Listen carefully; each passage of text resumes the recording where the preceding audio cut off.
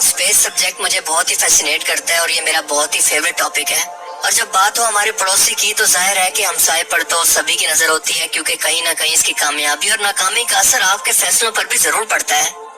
सबसे पहली बात कि चांद जमीन से 3,84,400 किलोमीटर दूर है और भारत अपनी इकोनॉमी के साथ साथ एक बड़े विजन के साथ अपनी अर्निंग सोर्स को भी बढ़ाना चाहता है। और आखिर हर साल जो भारतीय स्पेस एजेंसी इसरो को इतना सारा बजट दिया जाता है, आखिर वो भी तो नासा की तरह कमाने के काबिल हो सके, यही सोच है इस वक्त भारत की। अब ये अर्निंग सोर्स कैसे हो सकते हैं, उसके लिए आप ये समझ लें कि किसी भी मुल्क के सैटेलाइट को लॉन्च करने के लिए कोई भी मुल्क अच्छा खासा पैसा चार्ज करता है। मिसाल के तौर पर पाकिस्तान चाइना के जरिए अपने सैटेलाइट्स को स्पेस में भेजता है।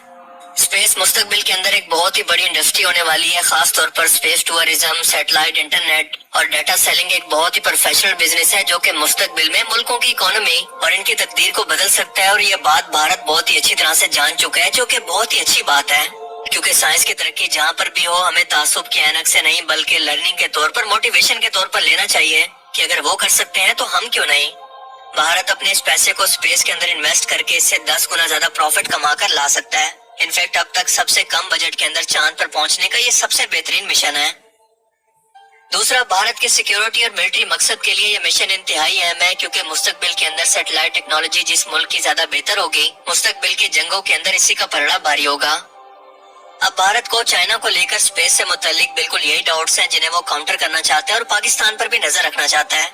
ये सोच भारत को तीसरी मर्तबा चंद्रयान मिशन के लिए खींच लाई है। इससे पहले अमेरिका, रशिया और चाइना के स्पेस क्राफ्ट चांद पर बिना तबाह हुए लैंडिंग कर चुके हैं और भारत ने भी 2 मर्तबा इसी की कोशिश की, लेकिन कामयाबी नहीं मिली। और अब तीसरी बार में अगर वो कामयाब हो जाते हैं तो नासा जैसे बड़े बड़े प्रोजेक्ट्स और कमाई को हासिल कर सकेंगे। इंटरनेशनल स्पेस स्टेशन के अंदर भी भारत को एंट्री मिल जाएगी। चंद्रयान 2 मिशन को आप मुकम्मल तौर पर फेलियर नहीं कह सकते, क्योंकि ये अपना सफर यानी जमीन से 3,84,400 किलोमीटर की दूरी तय करके सिर्फ लैंडिंग के वक्त क्रैश कर गया था, जिसे हम हार्ड लैंडिंग कहते हैं। यानी ये लैंडिंग के इंतहाई करीब था, लेकिन सिर्फ एक सॉफ्टवेयर ग्लिच की वजह से ऐसा नहीं हो पाया। इसके साथ अटैच विक्रम रोवर ने चांद की सतह पर 2 हफ्ते के लिए स्टडी करके इसका डाटा जमीन पर भेजना था, लेकिन जैसे इसका राब्ता जमीन से खत्म हुआ तो ये मिशन भी बंद हो गया।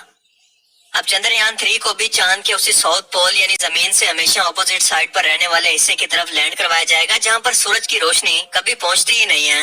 कहा जाता है कि इस हिस्से के अंदर पानी की एक बड़ी तादाद मौजूद हो सकती है और इसके साथ साथ कई कीमती मिनरल्स भी इस डार्क साइड के अंदर मौजूद हो सकते हैं।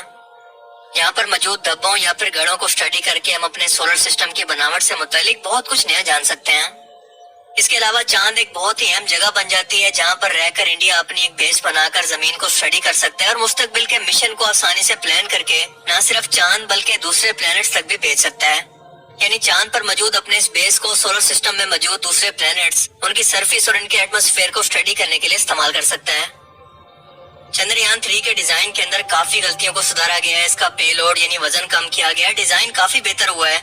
इसके लैंडिंग लेग्स को काफी मजबूत मटेरियल से तैयार किया गया है। इसके अलावा इसके इंजन की पावर भी काफी बेहतर हुई है, जो कि चंद्रयान 2 के अंदर ज्यादा बेहतर नहीं थी। और ये काफी इम्पोर्टेंट भी है, क्योंकि जब भी कोई रोवर चांद की सतह पर लैंड कर रहा हो तो इसकी स्पीड को कंट्रोल करने के लिए इंजन की पावर का बहुत ज्यादा हाथ होता है। इसके लॉन्च के लिए इस्तेमाल होने वाली व्हीकल का डिजाइन भी बेहतर बनाया गया है, क्योंकि ये पहले 2500 किलो वजन उठा सकती थी, जो कि अब 4000 किलोग्राम वजन को उठा सकती है। दुनिया के 71 कंट्रीज में से सिर्फ 11 मुल्क ऐसे हैं जिन्होंने कामयाबी से अपने स्पेस मिशन को मुकम्मल किया। इनमें से भी मून लैंडिंग के अंदर सिर्फ 3 ही मुल्क कामयाब हुए, जिनके नाम है अमेरिका, रशिया और चाइना। अब इसकी वजह यह है कि ये बहुत ही मुश्किल मिशन है, क्योंकि चांद तक स्पेस रोवर को पहुंचने के अंदर 3 दिन लगते हैं। इस सफर में अगर गलती से अपने रास्ते से या अपने ऑर्बिट से हट जाए तो उसे ठीक करने के लिए टाइम और फासला बहुत ही कम होता है। दूसरी मुश्किल है चांद पर एटमॉस्फेयर का ना होना।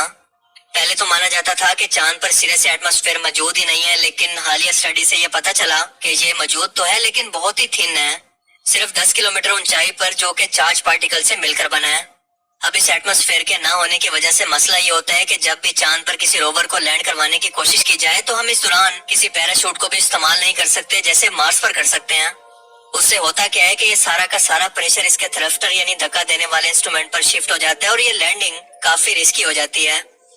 मजीद कम्युनिकेशन का अचानक से टूट जाना भी बहुत बड़ा रिस्क है और इसी की वजह से बहुत सारे चांद के मिशन क्रैश लैंडिंग की वजह से खत्म हो चुके हैं।